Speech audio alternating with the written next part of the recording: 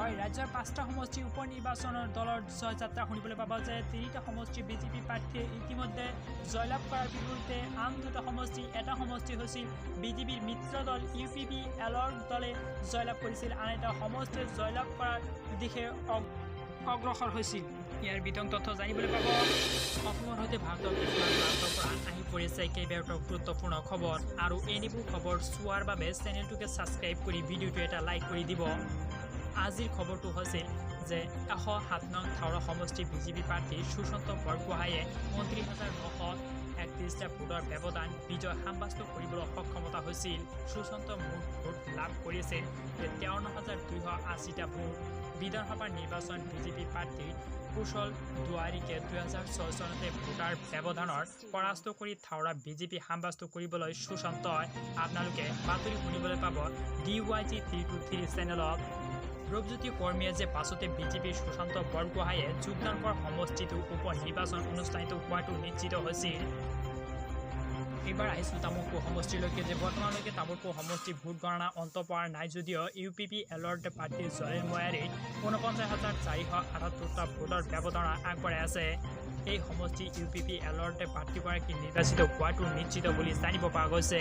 হয়, সমষ্টিটোৰ বিধায়ক লেহুৰাম বড়োৱে কভিডৰ আক্ৰান্ত হৈ মৃত্যু হোৱাৰ বাবে এই সমষ্টিটো উপ নিৰ্বাচিত অনুষ্ঠিত হোৱাটো নিশ্চিত হোৱা বুলি জানিব পৰা গৈছে। এয়া হৈছিল ভৱানীপুৰ সমষ্টি, যে ভৱানীপুৰ সমষ্টিত জয়লাভ কৰিবলগীয়া সক্ষমতা হৈছিল ফণিল তালুকদাৰ। ফণিল তালুকদাৰে 25,031টা ভোটত বিজয় সাব্যস্ত কৰিবলগীয়া সক্ষমতা হৈছিল।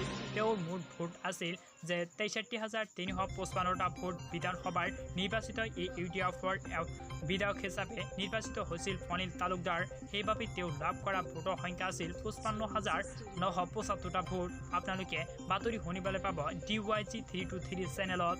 অগপৰ প্ৰাৰ্থী ৰঞ্জিত ডেকাই লাভ কৰা ভোটৰ সংখ্যা আছিল 52,748টা ভোট।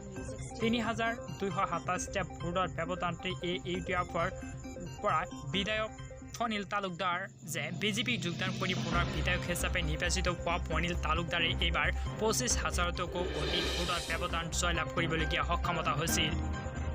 এইবাৰ আহিছোঁ গোহাইগাঁও সমষ্টি, যে গোহাইগাঁও সমষ্টি UPPL-ৰ প্ৰাৰ্থী জলেল দৈমাৰীয়ে যে উপ নিৰ্বাচন জয়লাভ কৰিবলগীয়া সক্ষম হৈছিল। 14টা ৰাউণ্ডত UPPL-ৰ প্ৰাৰ্থীগৰাকী জয়লাভ কৰিছিল 1,405টা ভোট।